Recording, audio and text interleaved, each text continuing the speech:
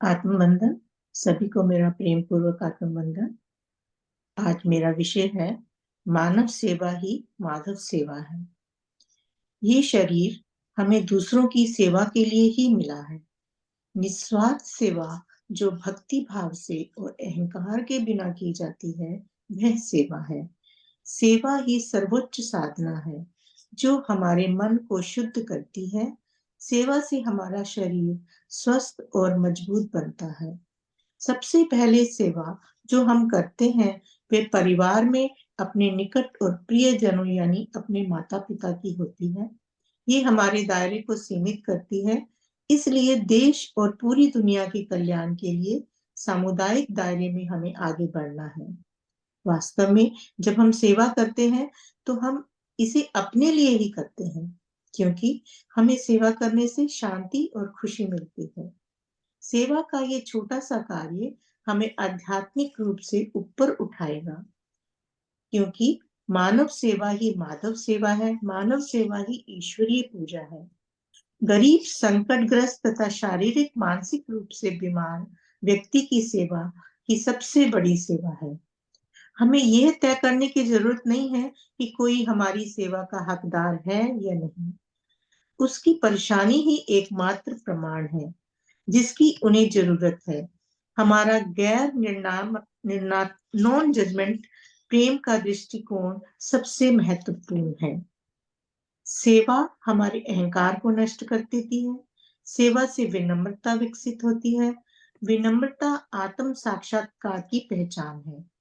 इस प्रकार जब हम निस्वार्थ सेवा करते हैं तो ईश्वर की कृपा से हमारा आध्यात्मिक उत्थान होता है, क्योंकि हम ईश्वर की पूजा करने और सीधे उनकी सेवा करने में सक्षम होते हैं। मदर टेरेसा, हनुमान जी, विवेकानंद, गुरु नानक जी, हमारे स्वतंत्रता सेनानी, ये सब हमारे निस्वार्थ सेवा की पवित्र लोग हैं।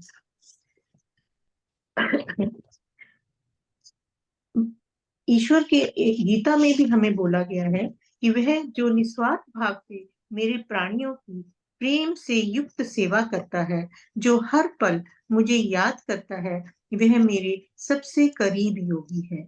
जिन लोगों की हम सेवा करते हैं उनसे धन्यवाद पाने या उनसे श्रेष्ठ महसूस करने की इच्छा से हमें दूर रहना चाहिए, बल्कि हमें उन्हें भगवान के स्वरूप में देखकर उनका धन्यवाद देना चाहिए कि उन्होंने हमें सेवा का सुअवसर प्रदान किया।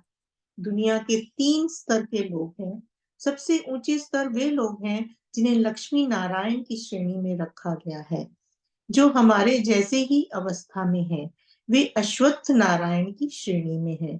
जो लोग हमसे गरीब हैं उन्हें दरिद्र नारायण के रूप में जाना जाता है। जो लक्ष्मी नारायण है उनकी सेवा करने की कोई अधिक आवश्यकता नहीं है, क्योंकि उनकी देखभाल के लिए नौकर चाकर है। अश्वत्थ नारायण वह व्यक्ति हैं जो अनंत इच्छाओं से भरे हुए हैं और अपनी उपलब्धियों या कमाई से कभी संतुष्ट नहीं होते हैं।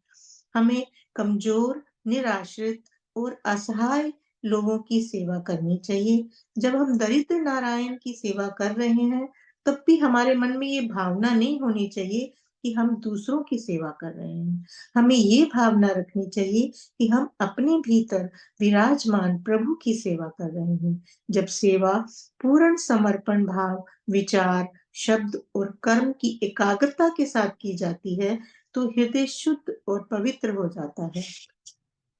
हृदय की पवित्रता के बिना कोई आध्यात्मिक प्रगति नहीं हो सकती। यदि हम अपने कर्तव्यों का पालन ईमानदारी से, पूरे मन से, जोश और उत्साह के साथ करते हैं तो वह भी समाज के प्रति सेवा बन जाती है।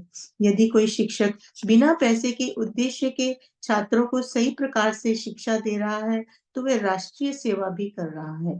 शिक्षण का उद्देश्य छात्रों में सही प्रकार के मूल्यों को डालकर उनके अच्छे चरित्र का निर्माण करके राष्ट्र को मजबूत बनाना है।